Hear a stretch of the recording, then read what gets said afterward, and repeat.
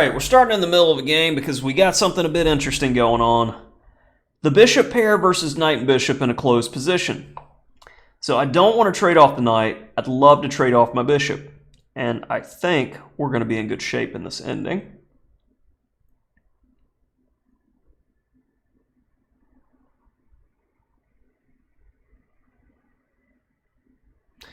All right, especially if he keeps using time.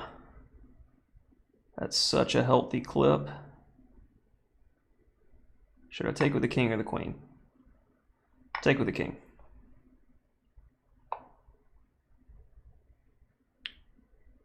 Let's go here to keep him out.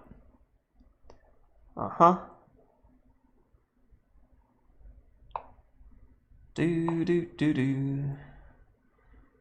Do do do do do do do do do do do do.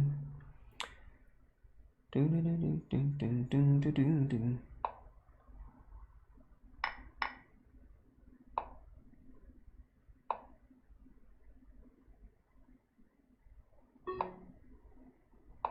Do do do do. Oh, d4. e4 though. God, this is the type of game I really wish we had a lot of time for, because it would be a fun one to grind out.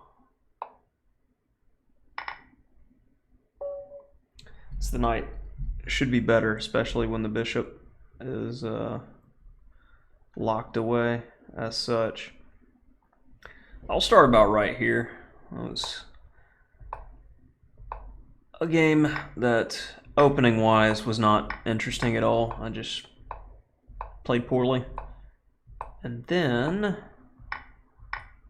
it's interesting. As soon as we get here, that's the way to do it. So he doesn't have any check at all.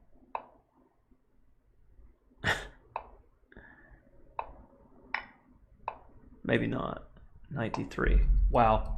And it's beautiful how the computer will coordinate pieces sometimes like that. So that was a critical moment. I was considering door number 1 and door number 2, but door number 3 was so much better. And these are the type of bread and butter positions that I like, because it can go from just completely equal to dead lost for one side or the other quite quickly in these types of endgames. But I was more comfortable with the knight here, as I don't see how black can force things too easily. And let's see if I evaluated this properly. F3. And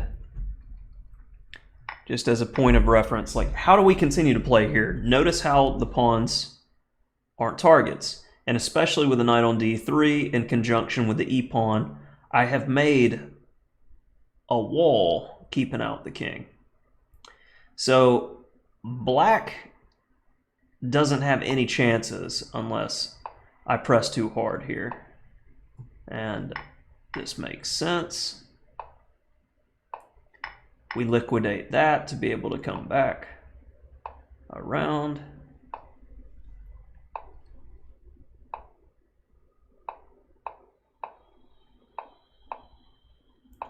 Let's see if the engine finds it. Well, that's some good maneuvering there, and it looks like we can get a passer if we handle this right. But maybe even with the weak pawns, it's just simply not enough. But in a practical game, I definitely feel like... Ooh, triangulate?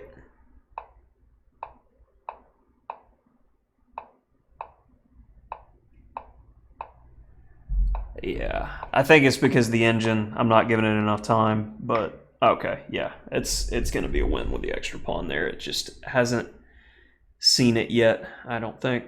But that would be the technique there with the knight. Notice how when the pawns are stuck on the same color as the bishop is a non-factor piece. If your opponent has no targets and you do, you just keep working it like it's a Rubik's Cube until you eventually get the win. So, at least we got a little endgame knight versus bishop for you there.